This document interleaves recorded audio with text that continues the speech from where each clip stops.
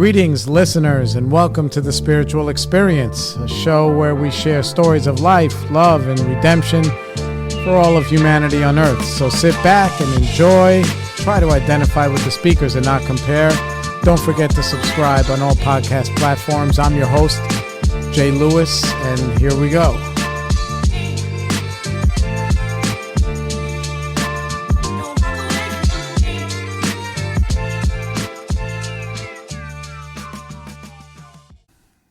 Hey, what's up, everybody? Spiritual Experience. Welcome back. We're doing our thing. It's been a little minute since I sat down with you guys. I hope everybody's doing well. Been really busy and trying to figure out the next chapter of this show, next chapter of my life, next chapter of everything. I don't know. That's the heat, I think, turning on. Maybe it'll turn on and then turn off. I don't know. So that's the deal. You know, we've been pretty busy. And what do I got going on, man? I don't know, man. I'm just checking in really on all you guys, letting you know I'm doing okay.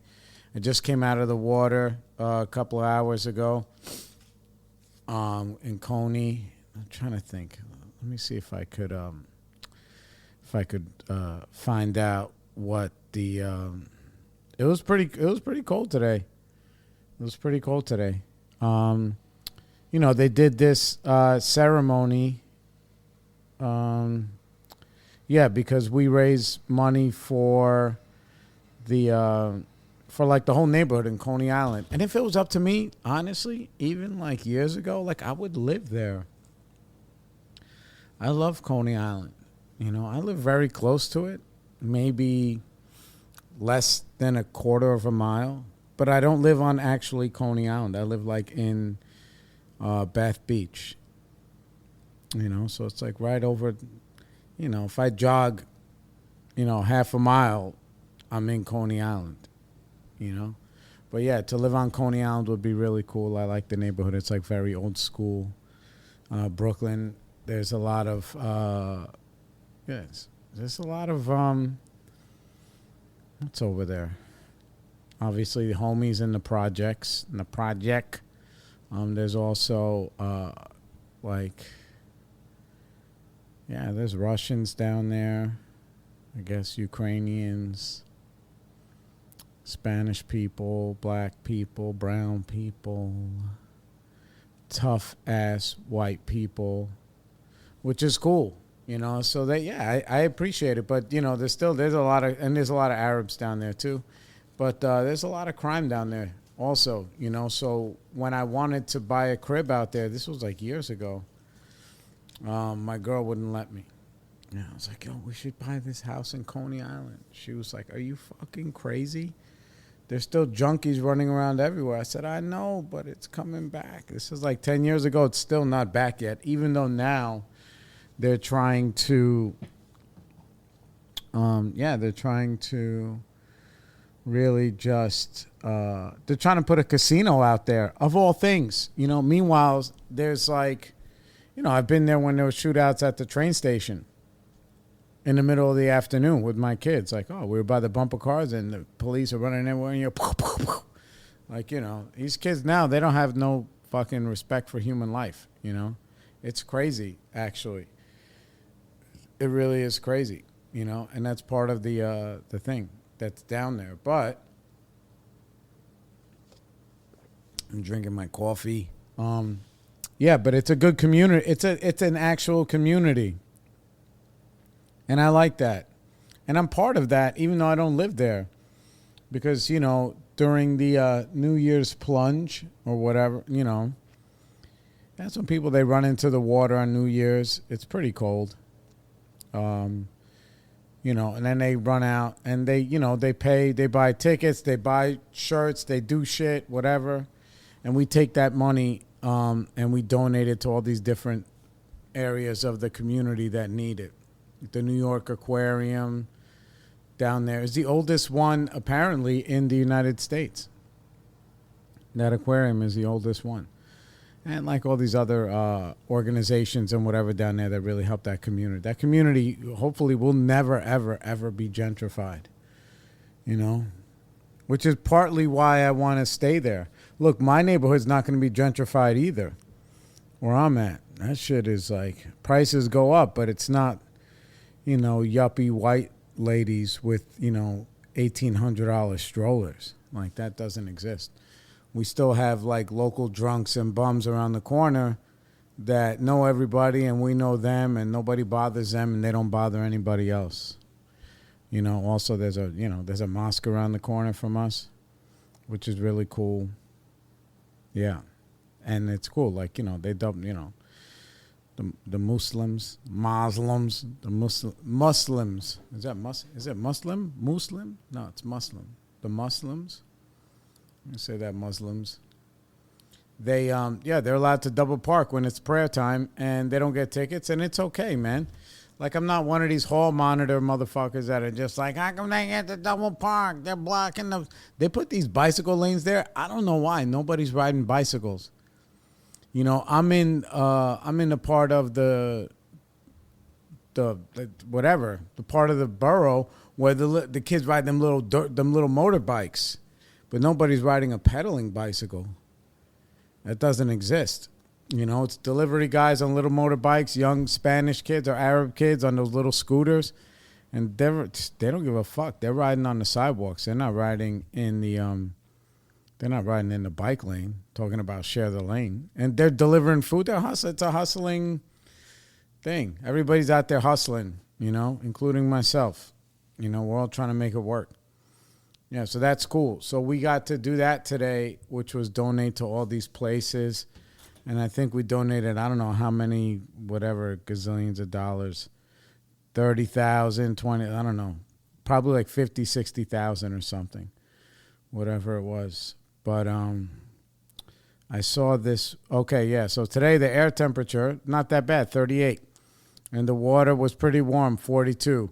The thing was the wind. The wind was at like, it said it was 20 miles an hour. So the wind is what fucks you up. It's not it's not the cold. I'm going to put you guys on hold for a second and turn off this heat because the noise is bothering me. And I'm very sorry. Hold on. All right, we're back. Yeah, because that thing it's already warm in here and it's blowing fucking hot shit on me and I don't need to be, I'm trying to be serene. I'm not trying to be so irritated all the time. I'm not really all the time. Anyway, so yeah, the wind was crazy today. And, so there was like a lot of extra people there because we were giving out all of the money. And it's nice to be involved with something that's bigger than yourself, It really, really is. And I love, I love Coney Island. Like, I love Coney Island. I ride the Cyclone every chance I get. Sometimes it's 3-4 times a week. I don't do any of the other rides and shit. And, funnel cake, I'll stop on the way home and ask my girl. I don't even have to ask her. I just got to show up with it. She'll be like, oh, yeah, funnel cake. So good, especially when it's fresh. And they make it right there in front of you. So after the dip today, and you stay in the water. I was there like 20 minutes. It was pretty cold, and there was a lot extra, like with what some folks would call like paparazzo. The paparazzi over there, they come and they take pictures, which is crazy. I met this lady today that I've known for this long time, and she started out as one of these photographers that would just come every week and take pictures of people in the fucking water frolicking around, which to me, I would never do. I'd be like, dude, I am not going over there to stand out there in the cold and take pictures of people busting around in the water. Yeah. And then, but then finally they talked her into it and she became like a friggin' bear. And then she started going in the water with them. And then now she like loves it. Initially she was saying like, oh, I don't go in the water and I don't like the cold, that I don't swim that well. And I'm like, yeah, but I don't know. But anyway, it was nice like I know the lady already. It was nice to hear her backstory. Everybody's got like a backstory, So that was cool. And, yeah. So I enjoyed that. and there were some kids there from like some photography or art school, and you can tell that they were like very, yeah. I mean, they were young kids, like in their 20s, so they were like in regular, like when I mean bathing suit, like these girls had like butt cheeks out, like bikini butt cheeks out. I'm like, dude, this ain't the place to be looking cute. You know, these like little fucking white girls. They were nice kids, but they were like, you know, they were young. And I'm like, dog, they don't even know what's in front of them. And they did it. And they stayed whatever, however long. You know, and that was cool. It was funny because I was walking with this lady who also became a bear this season like me. And we were walking towards the water after we do a little calisthenics to get warmed up, kind of like a ritual. Then we all go into the water, and like we see these young girls running towards water. I'm like, dog, they have Converse sneakers on. And I'm like, Jesus, that's like fucking. She was like, yeesh. I was like, yeah, it's like crazy, you know. So there was some of that going on, and that was nice. Excuse me. Yeah, that was nice and that was great. So, what was next? You know what? I did that, and then like, but there was one photographer there that he was there in the beginning, and everybody wears. I mean, it's St. Patty's, so people wear different costumes and that kind of stuff, and so we knew there were going to be newspapers and other type of shit there today, and I typically wear some kind of get up. The last maybe couple of weeks, I've been dressing up as. I wouldn't say dressing up. I wear my bathing suit, whatever, and I wear like a Batman mask, and it looks pretty cool. And before that, I wore like a Tin Man mask, and the Tin Man was really cool, you know. But the Tin Man is so cool that like it'll bring him out on special occasions. It's just tough because when you go underwater, because it's a full face mask, like the water rushes in there, and you're like, geez, I'm gonna drown in this fucking thing, you know. So like with the Batman mask, I can just participate freely without losing my mind. Yeah, so that's that. And, yeah, like these kids, like, yeah, that was everything. It was nuts today. But anyway, so this one guy, he was just like, can I, a lot of times the photographers, they'll just be like, hey, they'll just stop in front of you. And I'll be like, dude, do you want me to stop? And I will stop and you can take pictures of me. It's no problem, you know. I don't mind that. You know what I'm saying? And a lot of times, I used to like kind of be like a little bit, I don't know. I didn't know how to react to that initially because I was just like, I don't know. I just didn't know. It wasn't ego, but it was just like me being not unfamiliar with the stuff. And when I mean like there's a lot of photographers, it's like, I don't know, anywhere between 5 and 10 every week. And they just come and they take pictures, and I'm sure they use them for stuff and whatever, and I don't really care. You know, it'd be nice when some of them, when they tag me like on Instagram or something, that's like cool. And I appreciate that and whatever. And I don't really want like, I'm not looking for like that level of notoriety. But initially, I used to just kind of walk through them and be like, dude, I'm doing my thing. You're taking pictures of us doing our thing. And that's it. You know what I'm saying? And I just wouldn't stop for them. And it was a little bit uncomfortable that way. So, and then sometimes they would yell. I'd become because when I had the Tin Man mask on, they'd be like, Tin Man, Tin Man, Tin Man, Tin Man. And I would get like annoyed. I'm like, dude, then I could never be like fucking really famous. You know, if I can't take somebody just calling me for a picture. But mind you, I'm like freaking freezing. You know? So like, yeah, but then I became friendly with them a little bit, and then I'll stop and ask them, but did you want to take, sometimes I don't even ask them, but I look at them and they'll say, yeah, please. And then I'll just stand there. I'm like, what do you want me to do? You know, sometimes they'll be like, yo, act natural, whatever. Sometimes they'll be like, oh, jump around, like do our jumping jacks. It's all that kind of stuff, whatever. So, which is cool. But today there was some guy there, and he I was with my other friend. His name's Robert. And we were outside just talking. He's like, "Oh, do you mind if I take your picture?" Robert's like, "Yeah, I'm not very photogenic. You want to take my picture while I'm doing stuff, okay, but I'm not going to." And I didn't feel any type of way. He's like, "What about you? Can I take a picture?" I'm like, "Sure." So in my mind, I'm thinking he's just going to take a step back and take a picture of me. This guy like stands me in front of a wall and starts like posing me. And I'm like, all right, now this is invasive.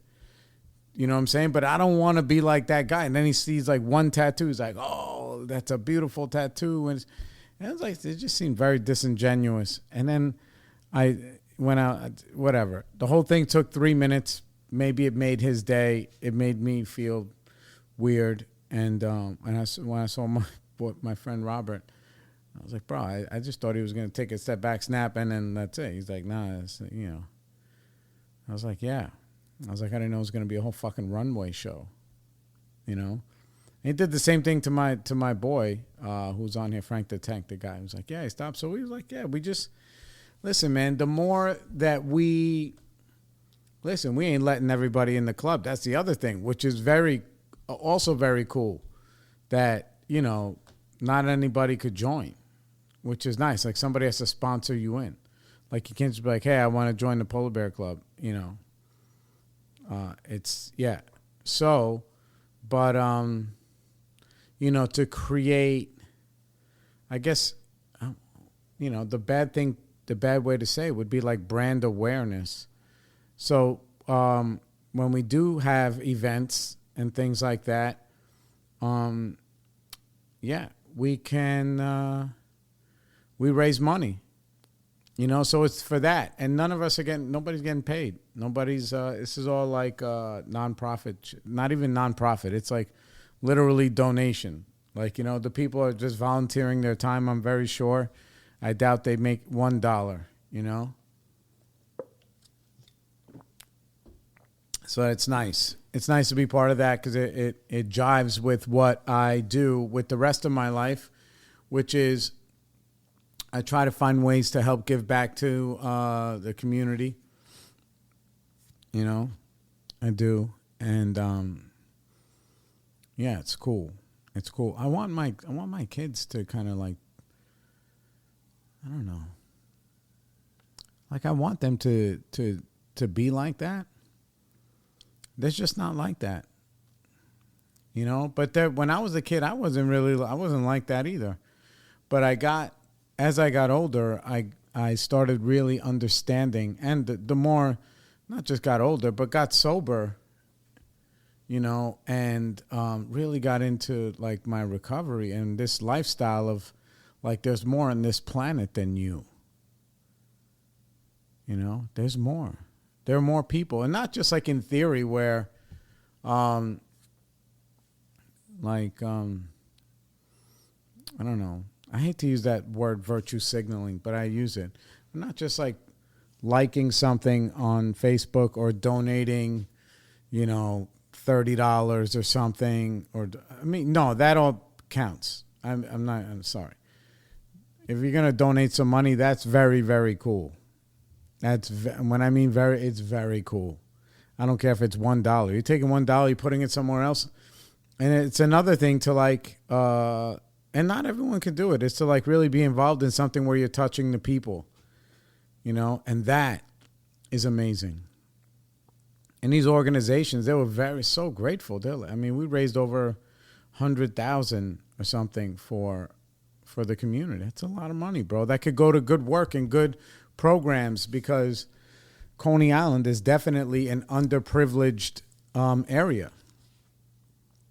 100%. It's like its own thing. Like, Coney is like if you met somebody who's like, "Yeah, I grew up on Coney Island," you're like, whoa, maybe they have a fucking switchblade in their ass crack or something.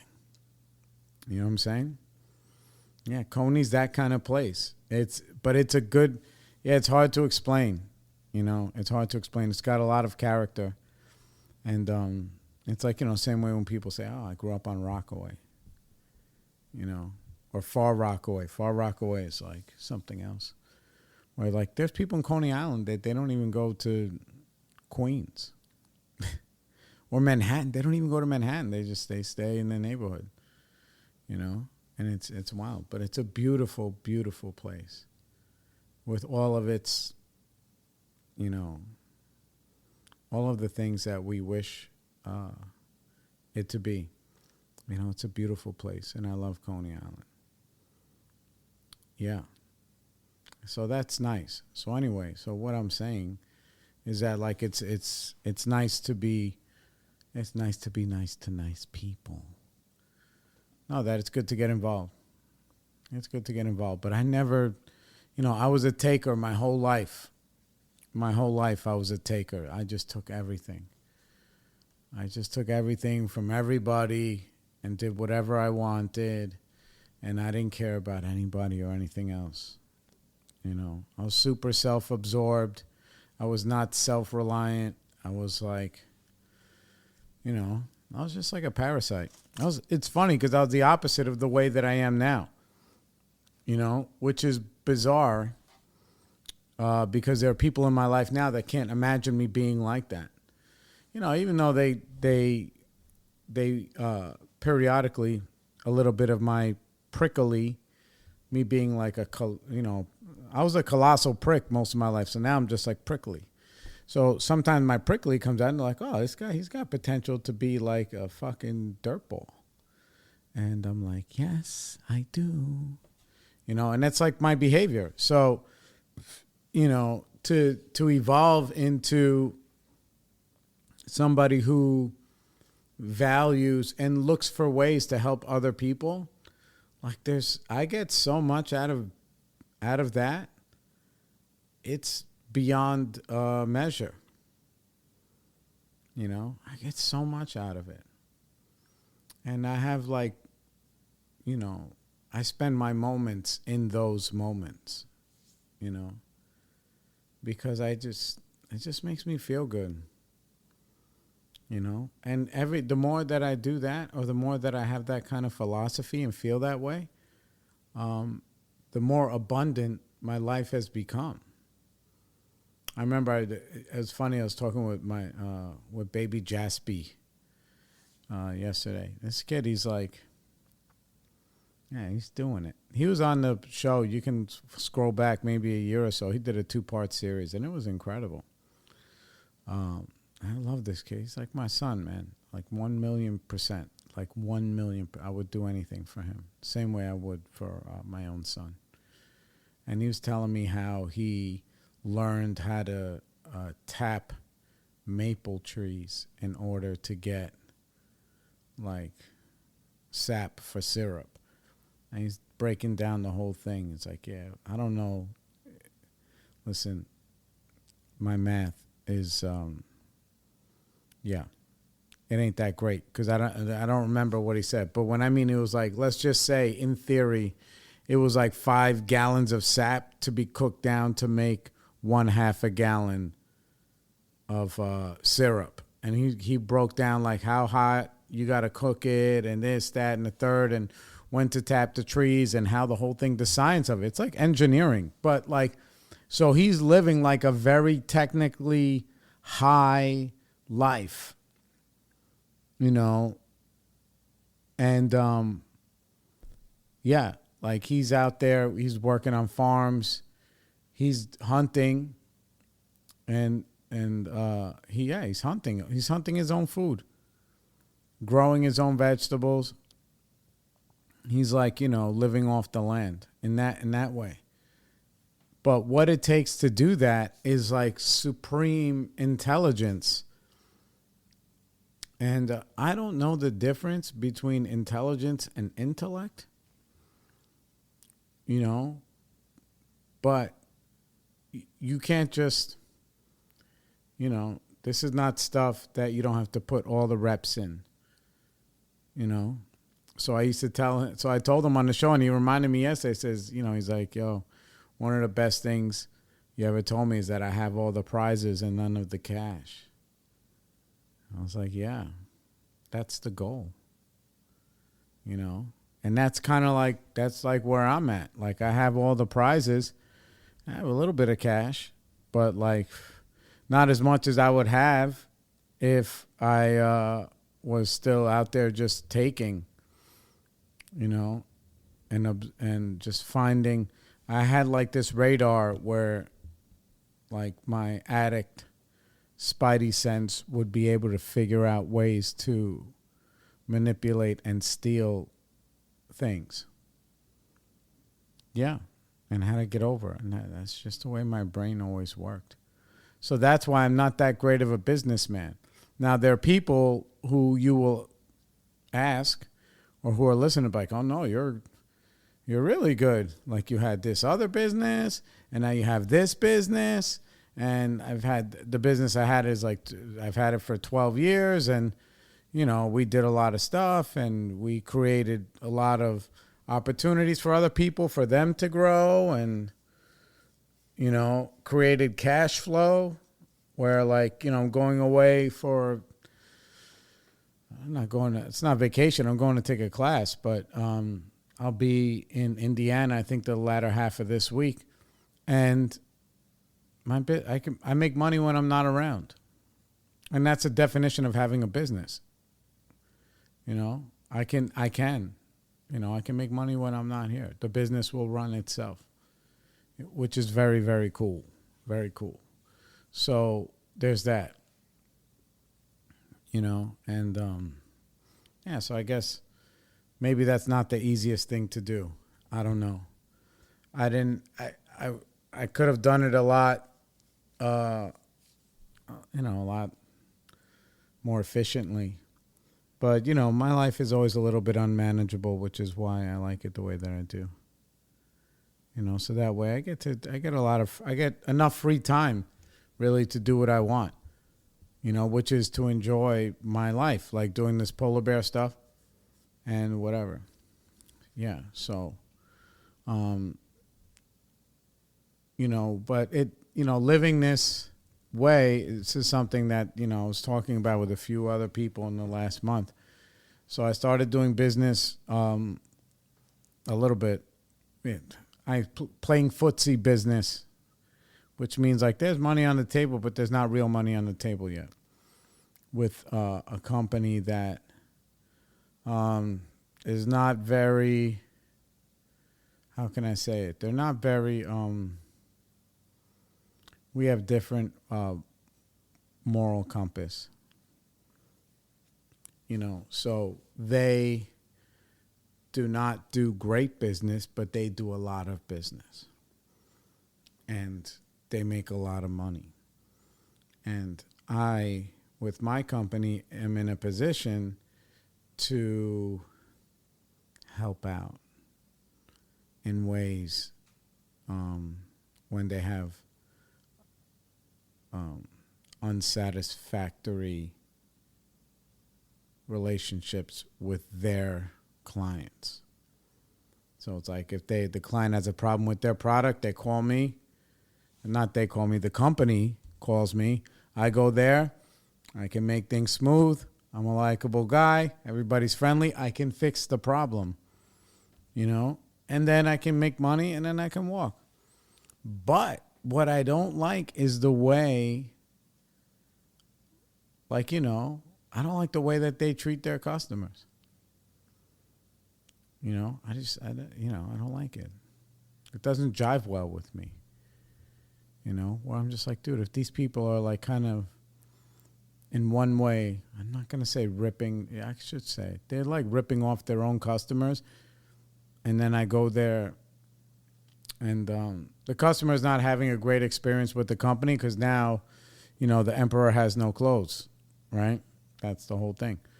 And then I go there and I fix those things. So for me, I can have a steady flow of problems to solve where I can be useful, but with a company that I don't have a lot of respect for. It's like a little bit of a dilemma. Because eventually my turn is going to be on the wheel. If this is how they treat those people, imagine how they're going to treat me. You know, eventually, but you know, that's what's going to happen. So there's that. And yeah, it's not easy place to be in. And I'm still chewing on it because we had a few hiccups with them. I was like, listen, ABC, XYZ, like whatever. We're just getting to, they need to be more comfortable with me and I need to be more comfortable with them. And I need to set some ground rules. I say, okay, this is the way that I do business. I do this, you pay this. That's it. Because the problems that they're sending me to go and fix, like the end user, the customer, can find me and call me and be like, what's up with this thing? And I can go there. And if I was hired by the end user, I would roast the company. So they just happen to get to me first. Now, there's not a lot of people who have the authority and the knowledge to do that. That I could be, it's almost like, when I talk about like insurance adjusters, the insurance adjuster can go and he can either make it rain for you or it will be a drought. He has the opportunity because of his knowledge to do both and because of his skill set. So that's me. I'm not going to say that I'm like the wolf in Pulp Fiction.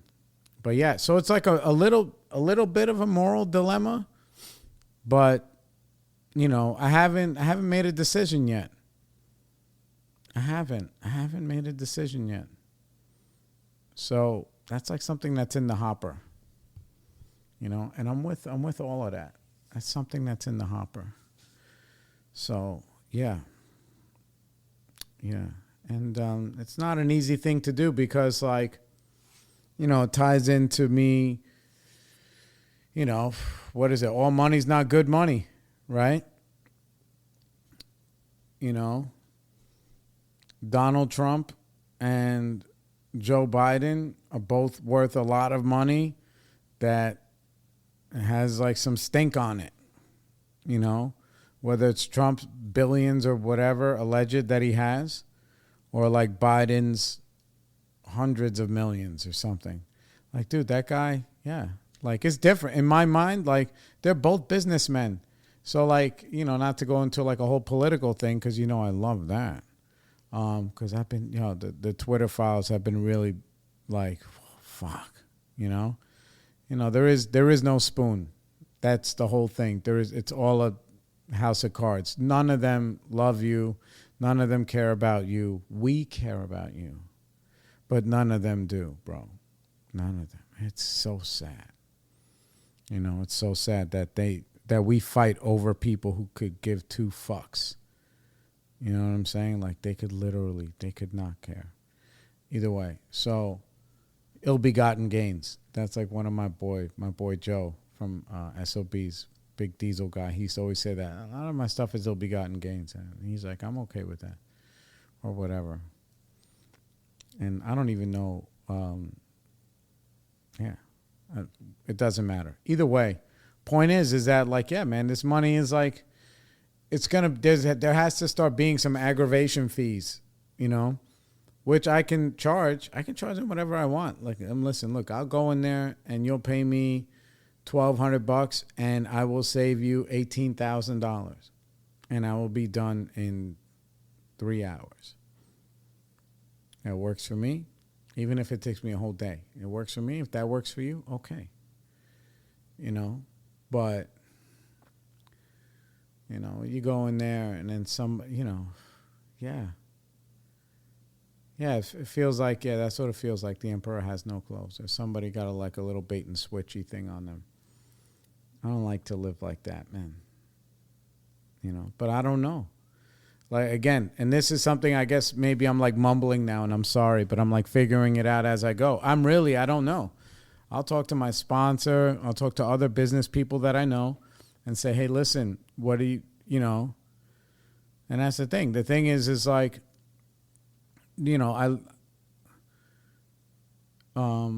Rogan said one time, he says, it's okay if there are snakes in the room as long as the lights are on. And that like hit me. And I was like, yeah, I'm not going to be in a room with no snakes.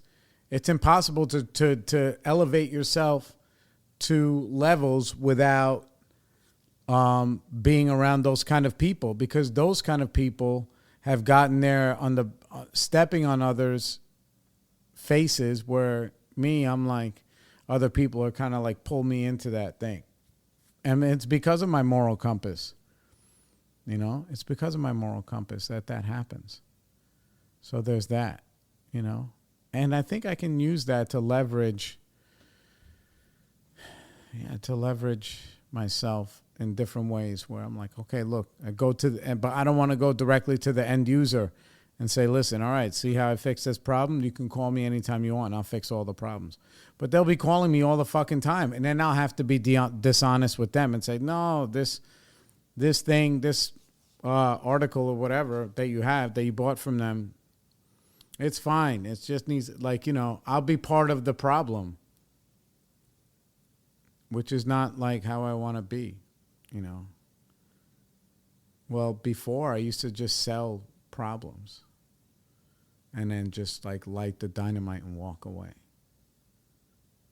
And I didn't know any other way of how. I can't say I didn't know any other way. I shouldn't say that, because that alleviates me from accountability. I'm saying that, I used to love to make fast nickels instead of slow dollars, and that was my problem in life. I just want everything right now. Yeah, so I had to change that.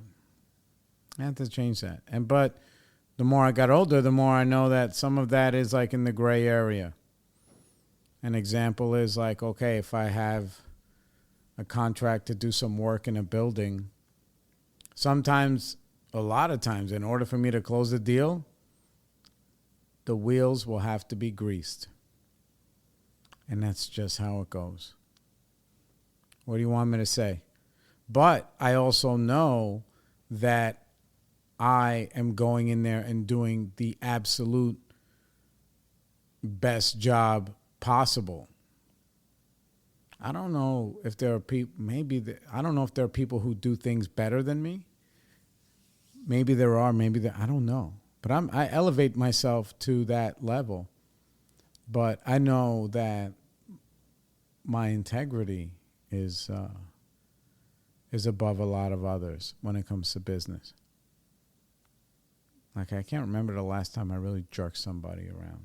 I mean, it's been like many, many, many, many, many years since that's happened. So,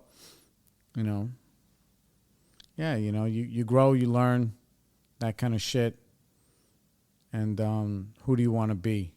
And who do you want to be, and how can you get there? How can you get there? I know that I'll have some sleepless nights dealing with this one client until I change my perspective, because that's all that I have. And I don't want to have sleepless nights, but it also doesn't mean I need to run away right away. So we'll see. We'll see. I've run so many stop signs in my life that, yeah, because then it's like, when it's business, it's not like the street. I mean, I can walk into this place and be like, listen, I'm going to punch you in your fucking face, and you can call the police. It's okay. I don't mind.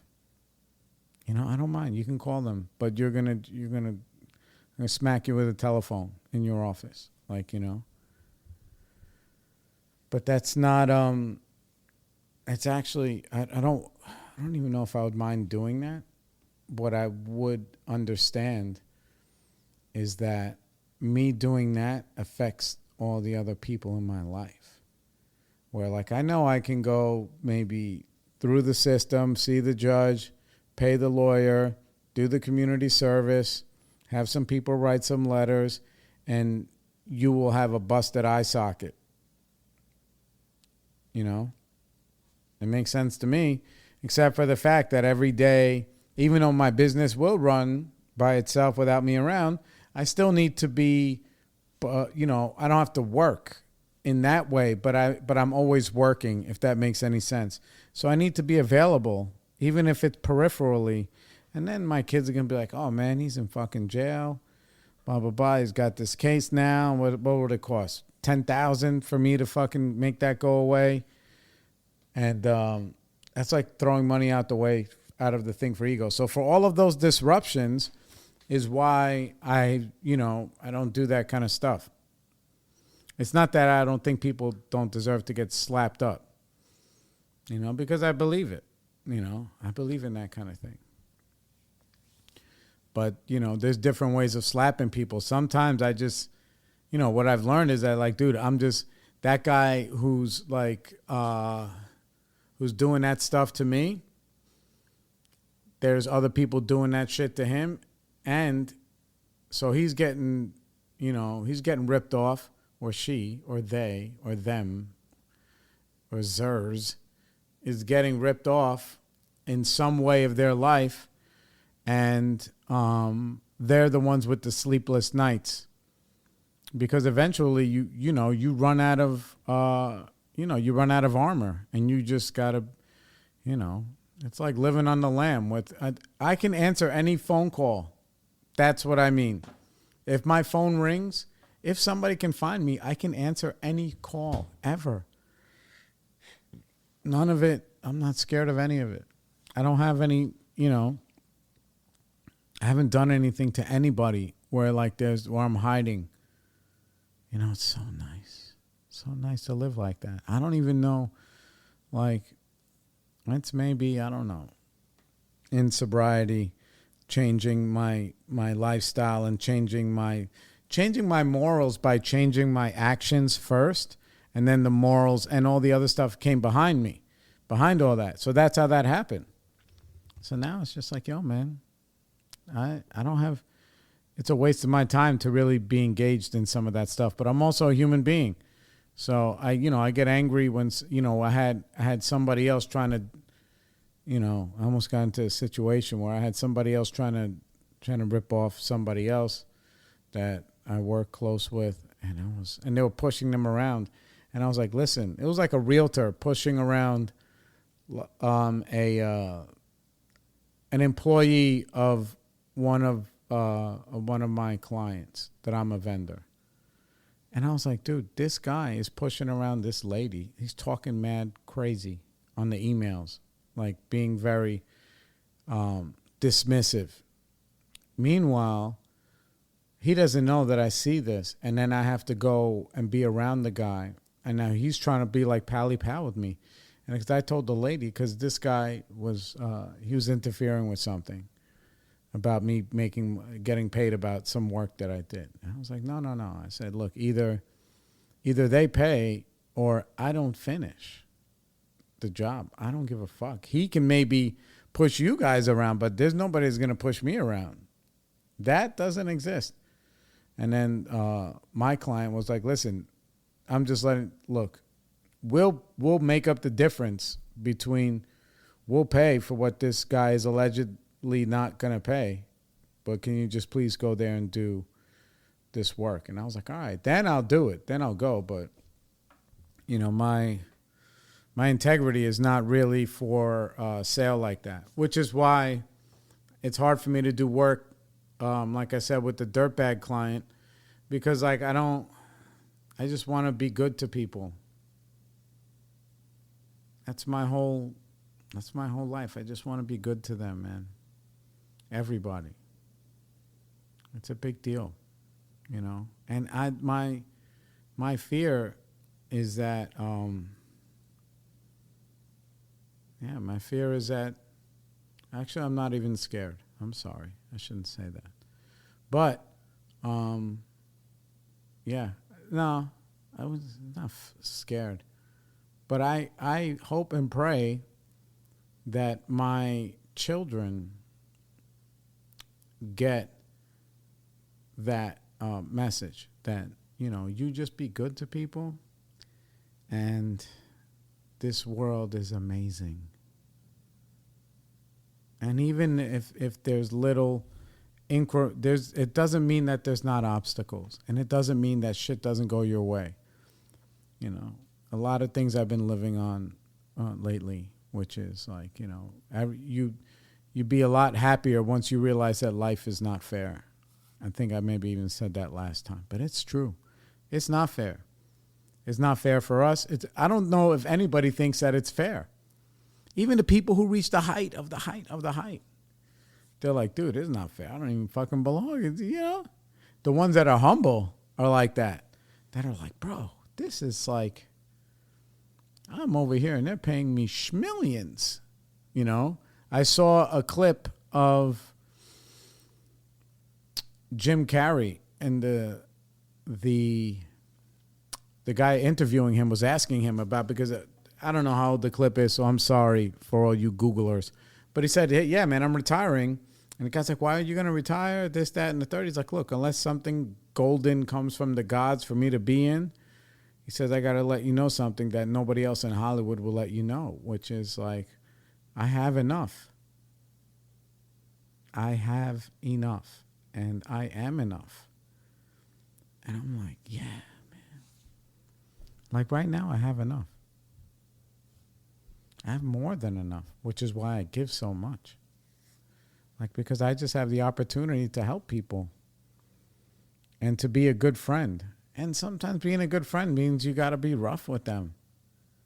You know, love sometimes comes with a fucking slap. Maybe not with the telephone, but it comes like, yo, man, snap out of it. You could also be great. You know, when I see all this self-doubt and shit, it's wild, man. It's wild. So I got a yelling match with my cousin the other day about that kind of stuff. I was like, bro, you're being defensive right now, and I'm fucking telling you about yourself. So you need to just listen, you know, because he is navigating something which I already went through. Long time ago, I already went through it, and he's like navigating it now, but he's trying to tell me how it goes. And I'm like, dog, that's not how it goes.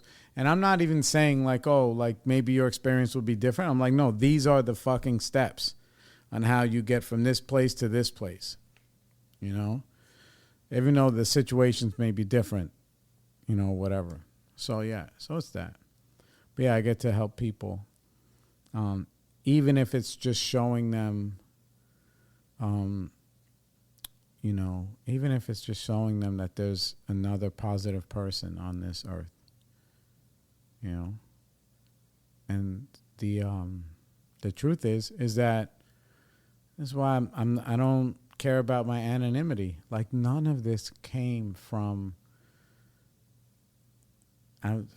anywhere except for 12 steps in rooms with people. And I had something that I was willing to change my life. Each time I'm getting, you know, whatever, the prize or the cash and prizes. Like, it was when I met my lady. I was like, dude, she is way out of my league on a lot of levels. And I almost ruined it. I don't know for how long. Maybe a couple of years, maybe 1 or 2 years. It wasn't. Yeah, it was. It was just, it wasn't all me, but the parts that was me was really me, you know?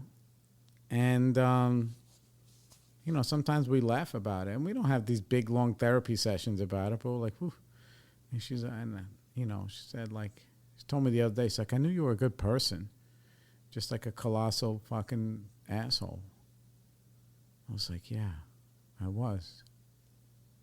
You know, and I learned how to not be. So it's only in the last 10 years that I've really been on this evolution of like empathy and validation and whatever and all of that stuff.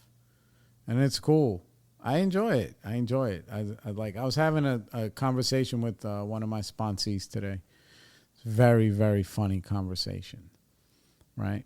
So it's nice for me to be like where I'm at and then see myself in this kid. And this kid is doing all of the right stuff. He is in the fucking soup. Right. So you tell me how he gets in an argument with his wife. You know, they're talking about whatever, medication. Right. He's like, oh, I found some medication in my sister's bag, whatever, blah, blah, blah. And so he mentions it to his wife because he's like, yo, I didn't know that my sister was taking these meds. And then the wife is like, you know, because this kid, he's just sober. Like, when I mean just, he's coming up on a year. And you're just sober in my brain if you're from 0 to 5, you know.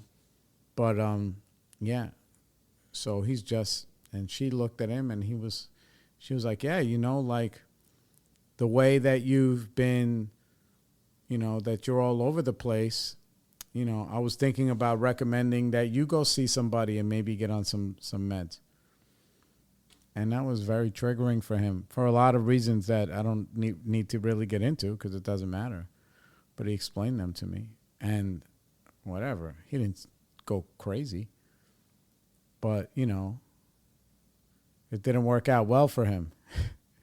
He was like, yeah, he's like, I think meds, no, that's for pussies. You know, I would think I'm over. He's like, you can do whatever you want. But for me, I would think I was a pussy if I took them. And I was just like, and then he was like shocked how that turned into a whole thing. And then it was nice for me to be able to be like, this is why we're doing this step work. This is why. And it's fine. It's great. He's like smack in the middle of his 4th step, which is like inventory, which is how you're mapping out your attitudes, actions, behaviors, and responses towards regular life, which is like, what's the real deal, right? The real deal is that, you know, this guy drank and drugged for however long, almost lost everything, is lucky to still even have a wife and a family. And now he's less than 1 year sober. So he's only taking like a few steps out of the woods. So he is not drinking or drugging, but he's emotionally, it takes time to level out. You know, it could take months, it could take years. It depends a lot of times it depends entirely on how thorough you work these steps, how good your sponsor is as far as sharing practical experience. Not every sponsor is fucking good. I got to be honest. There's a lot of bozos out there. They're just helping people not drink. But they don't have enough life experience, you know, which is fine. So like, cause some people would have told him, bro, you just need to shut up. And I was like, nah, man. I was like, you know, here's the thing, you know, it's not, everything has to be on the table, including medication or not medication. I said, if you were standing on the roof of that building and medication would stop you from doing that for the moment, you know, you would consider that. And he's like, yeah. He's like, you're right. And I was like, yeah. So whenever you feel that thing welling up inside of you, you have to diffuse a situation, which for us just really means to how do I validate the other person's side of the street or point of view without alienating myself, without feeling victimized. Because I told him, I said, dude, if Yariv walked right down the street, I'd say, here's the situation. Yariv would be like, okay, right away, you're angry, you're wrong. Number one, you're angry, you're wrong. You know, where are you selfish, self-seeking, dishonest? Where are you afraid? Where's the dishonesty? You know, the dishonesty is like, yeah, you can call somebody else, or you can call yourself a pussy for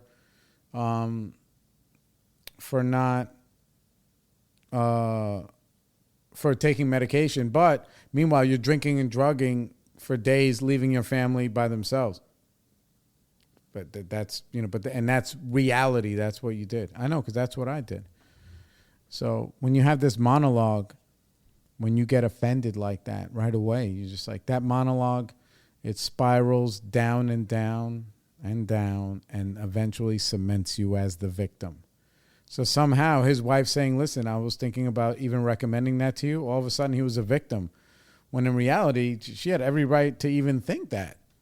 You know, because he's only sober maybe 10 months or something. And yeah, you know, he's learning how to be a nice guy like me. I didn't come out of the womb like this, and I didn't come off the bottle like this at all. at all, bro. So I was like, dude, you know what? He's like, well, what should I say? It's almost like, and these are the things that I try to teach my kids. I don't try to teach them what to think. I try to teach them how to think. And that's another thing that I also learned not too long ago.